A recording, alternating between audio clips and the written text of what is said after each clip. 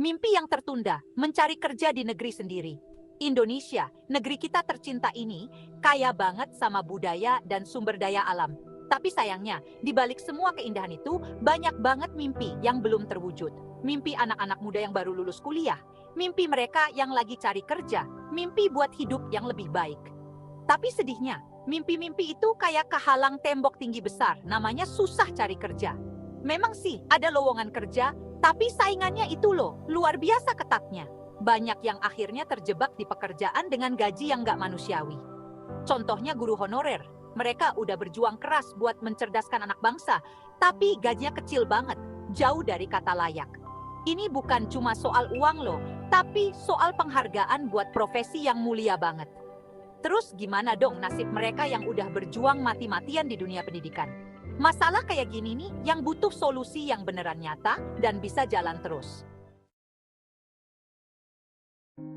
Pahlawan tanpa tanda jasa, begitulah julukan untuk guru honorer. Kisah sedih mereka tentang gaji yang kecil udah bukan rahasia lagi.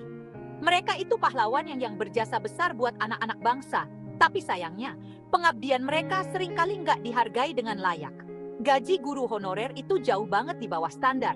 Bahkan ada yang cuma nerima beberapa ratus ribu rupiah per bulan. Sedih banget kan? Ngeliat mereka yang berjuang di dunia pendidikan harus hidup susah. Gimana mereka bisa fokus mengajar dan mendidik anak bangsa kalau buat makan aja susah? Udah saatnya nih pemerintah dan yang berwenang bantu guru honorer di Indonesia. Masih ingat nggak sih dulu waktu pertama kali cari kerja? Dulu sih emang ada saingan, tapi nggak seketat sekarang. Ngelamar kerja juga gampang banget. Bawa CV sama surat lamaran ke perusahaan, udah deh. Prosesnya emang nggak secepat sekarang. Tapi kesempatan buat dapat kerjaan yang bagus terbuka lebar. Yang penting dulu itu keahlian sama pengalaman, bukan orang dalam atau koneksi. Zaman emang berubah, sekarang serba digital. Jadinya kita dituntut buat terus belajar dan upgrade diri. Tapi di balik semua itu, kayaknya ada yang lupa deh, yaitu nilai kejujuran dan keadilan. Tiap tahun, ribuan mahasiswa lulus dari FKIP, Fakultas Keguruan dan Ilmu Pendidikan. Mereka ini calon-calon guru yang siap ngajar dan mencerdaskan anak bangsa. Tapi, kenyataan di lapangan pahit banget. Banyak lulusan FKIP yang susah banget dapat kerja jadi guru. Lowongan kerja sih ada, tapi kebanyakan diisi sama guru honorer yang gajinya kecil banget. Sedih banget ngelihatnya. Di satu sisi, kita butuh guru-guru yang pintar dan berkualitas buat pendidikan yang lebih baik. Tapi di sisi lain, kesejahteraan guru, terutama guru honorer, masih memprihatinkan. Masalah ini butuh solusi yang tepat dan berkelanjutan dari pemerintah.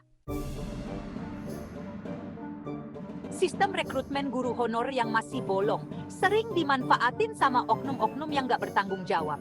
Praktik kolusi dan nepotisme udah kayak rahasia umum yang ngerusak keadilan.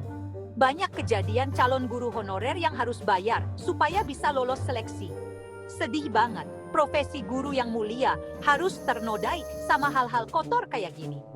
Sistem rekrutmen yang transparan dan bisa dipertanggungjawabkan itu penting banget buat ngilangin kolusi dan nepotisme. Pemerintah harus turun tangan buat mastiin kalau semua orang punya kesempatan yang sama buat jadi guru honorer tanpa harus bayar atau nyembah-nyembah oknum tertentu. Masalah klasik yang sering banget dihadapin sama para pencari kerja adalah skill yang mereka punya nggak sesuai sama yang dibutuhin di dunia kerja. Banyak lulusan universitas yang punya gelar tinggi, tapi nggak punya skill yang dibutuhin di dunia kerja. Ini karena beberapa hal. Salah satunya kurikulum pendidikan yang nggak relevan sama kebutuhan industri. Di sisi lain, para pencari kerja juga kurang aktif buat upgrade skill dan kompetensi di era digital ini. Penting banget buat para pencari kerja buat sadar kalau ijazah aja nggak cukup. Mereka harus aktif buat upgrade skill dan kompetensi yang relevan sama kebutuhan industri. Disinilah peran pemerintah dan lembaga pendidikan dibutuhkan banget buat nyediain program pelatihan dan pengembangan skill yang efektif dan efisien.